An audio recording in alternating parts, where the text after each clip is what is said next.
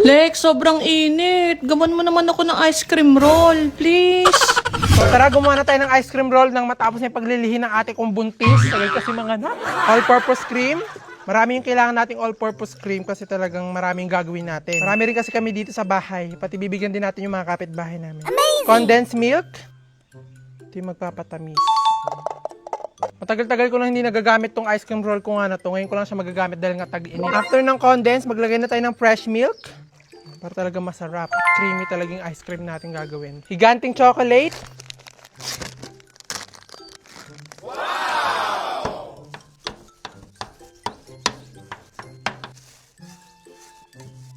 Kuha na tayo itong ating mixture.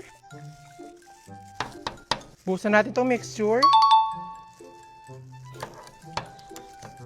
Hindi pa nakabukas yung machine natin ha. Kasi pag nakabukas na agad yung machine natin, titigas agad siya. So kailangan okay na siya bago natin buksan yung machine.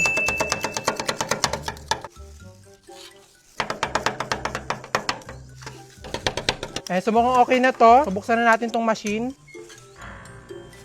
Nandito na tayo sa exciting part kasi dito na siya magiging ice cream. Amazing!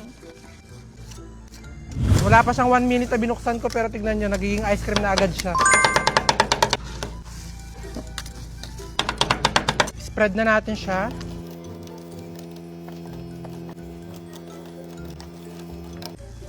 Kuha na tayo ng cup.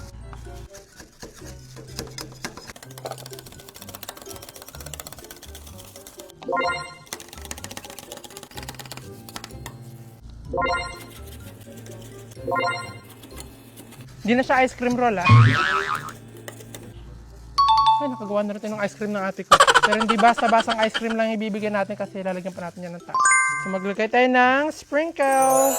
Para mas masarap, maglagay pa tayo ng marshmallow. Amazing!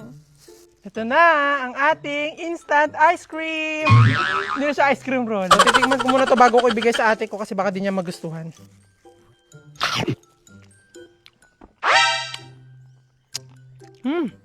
Ang galing, di siya sobrang tamis.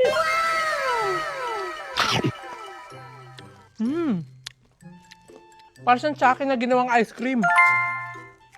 Perfect na perfect ngayong tag-init. Amazing! Sa ate ko pala itong buntis. Bibigay ko sa kanya, wait lang. Anong gusto nyo? Marshmallow fried ice cream. Marshmallow, okay. O, doon na kayo, hintayin nyo na lang magawa ko. So, yun daw ang gusto nila, so gumawa na tayo. Lagyan natin ng marshmallow. Masarap nung gagawin natin kasi para siyang Rocky Road.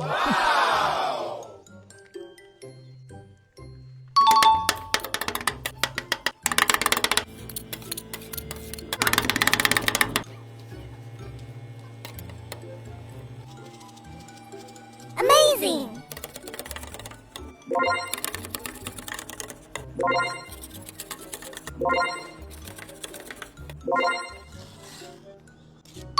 Ito na! Amazing! Hati na kayo ha, marami yan. Okay. At syempre, hindi nga lang para sa pamilya ko nga itong aking ginagawa ng fried ice cream kasi gagawa na nga rin tayo para sa ipamimigay natin sa mga kapitbahay. Iba't ibang flavor nga itong gagawin ko para talaga matuwa nga yung mga pagbibigyan nga natin at talagang magustuhan nila. At dahil sobrang dami nga namin ditong mga hinog nga na mangga kaya gagawa na nga rin tayo ng flavor nga ng fried ice cream nga na mango. At sigurado nga ako na dito sobrang masasarapan nga yung mga pagbibigyan nga natin kasi nagawa ko na nga ito noon na talagang sobrang sarap niya. Yung lasa niya nga kasi para siyang mango graham na talagang ginawang ice cream. At natapos ko na nga gawin nga itong mango fried ice cream nga natin ay nilagyan ko pa nga ito ng toppings nga ng fresh mango para talagang sobrang sarap. Amazing!